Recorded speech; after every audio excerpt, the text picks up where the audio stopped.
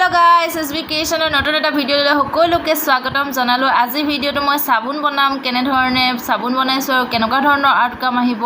ভিডিঅ'টো বহুত বেছি ভাল ভিডিঅ' হ'বলৈ গৈ আছে, মজা ভিডিঅ' হ'বলৈ গৈ আছে। গতিকে আপোনালোকে শেষলৈকে চাব কেনেকুৱা ধৰণে কি ইনগ্ৰেডিয়েন্ট দি মই সাবুন বনালো।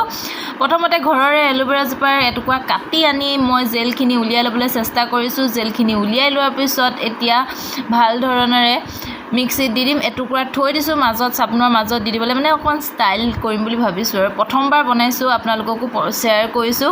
আপোনালোকে যদি বনাইছে কমেণ্টত জনাব কোনে কোনে বনাইছে, কি ইনগ্ৰেডিয়েণ্ট দি বনাইছিলে। আৰু এতিয়া এলোভেৰাখিনি যিখিনি জেল ওলাইছিলে সেইখিনি ভাল ধৰণেৰে সৰু কৰি ল'বলৈ চাইছোঁ, কিন্তু হাতেৰে সৰু কৰি লোৱাটো পচিবল নহ'ব নিচিনা লাগিছে। গতিকে মই এইখিনি মিক্সিত দি দিম। এতিয়া মই দ্বিতীয়টো ইনগ্ৰেডিয়েণ্ট নিমপাত লৈ ল'ম।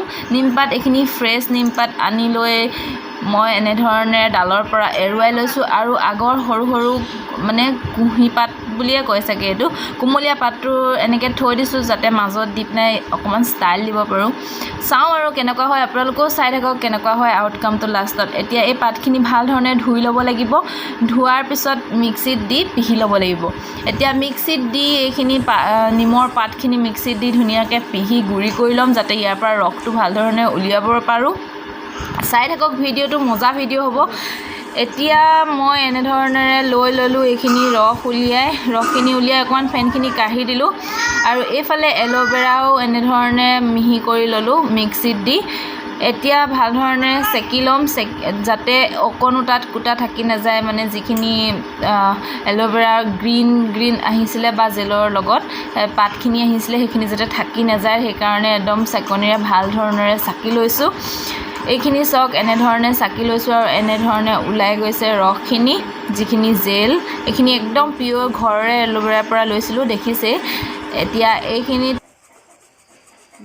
এই জেলখিনিৰ লগত অকণমান মৌ ৰস দি দিম। মই হানি যিটো পায় বটলত কিনা মৌ ৰস ব্যৱহাৰ কৰিছোঁ পতঞ্জলীৰ।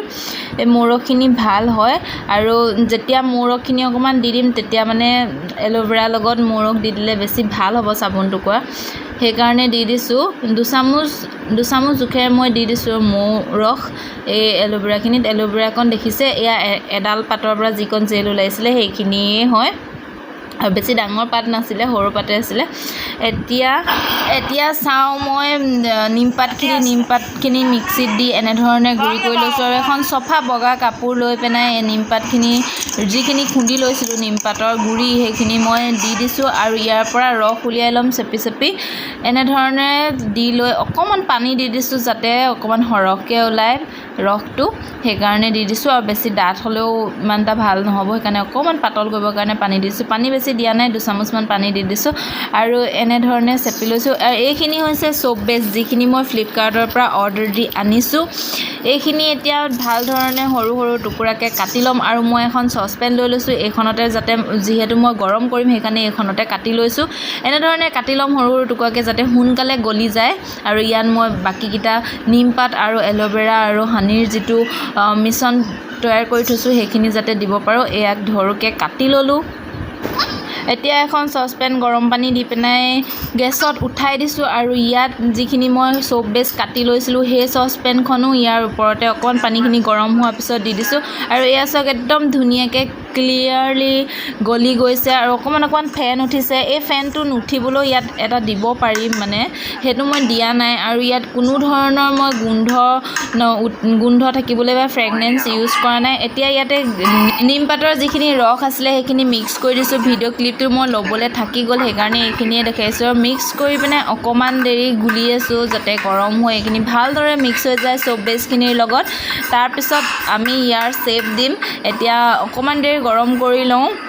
চাবোনটো মই ঘৰতে বনাই এটা এক্সপিৰিয়েঞ্চ হ'ল যে যিমানখিনি চ'প বেছ দিওঁ তাৰ অকণমান পৰিমাণহে আমি পানী বা বেলেগ ধৰণৰ ইনগ্ৰেডিয়েণ্ট ব্যৱহাৰ কৰিব লাগে। এতিয়া মই ব্যৱহাৰ কৰিছোঁ ইয়াত শ্বেপ দিবলৈ গ্লাছ, যিখিনি পেপাৰৰ গ্লাছ ব্যৱহাৰ কৰিছোঁ।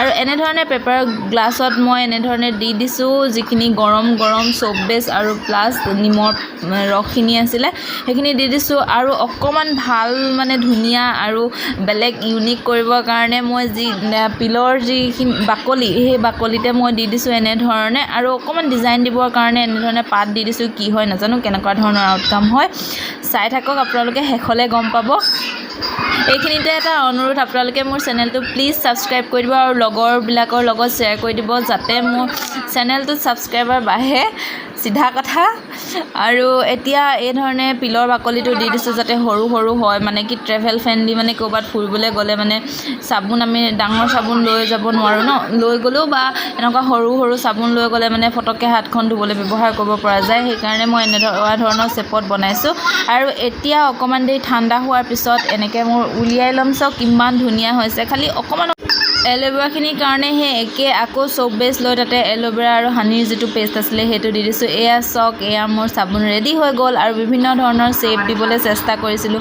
এইখিনি দেখিছে নিমপাত ওলাই থকাখিনি এইখিনি নিমৰ হয় এইটুকুৰা নিমৰ চাবোন হয় নিমৰখিনি অকণমান কোমল হ'ল কাৰণ চ'প বেছটো কম হ'ল আৰু পানী অকণমান বেছি হ'ল মানে নিমৰ ৰসটো অকণমান বেছি হ'ল সেইকাৰণে অকণমান কোমল হ'ল তথাপিতো ভালেই হৈছে আৰু অকণমান দেৰি থ'লে চাগে টান হ'বগৈ মই মানে এক্সাইটমেণ্টতে সোনকালে পেপাৰৰ গ্লাছৰ পৰা উলিয়াই দিলোঁ কিন্তু সোনকালে উলিয়াইছোঁ যদিও এল'ভেৰাৰ যিখিনি আছিলে এল'ভেৰা আৰু হনি সেইখিনি ধুনীয়া হৈছে আৰু টান হৈছে আৰু যদি আপোনালোকে ইউজ কৰিব বিচাৰে ফেন নুঠিবলৈ মানে এটা পায় সেইটো ইউজ কৰিব পাৰে আৰু এনেকুৱা ধৰণৰ সৰু সৰু পিলৰ নিচিনাও বনাইছোঁ কেনেকুৱা লাগিলে কমেণ্টত জনাবলৈ নাপাহৰিব আৰু চেনেলটো ছাবস্ক্ৰাইব কৰিব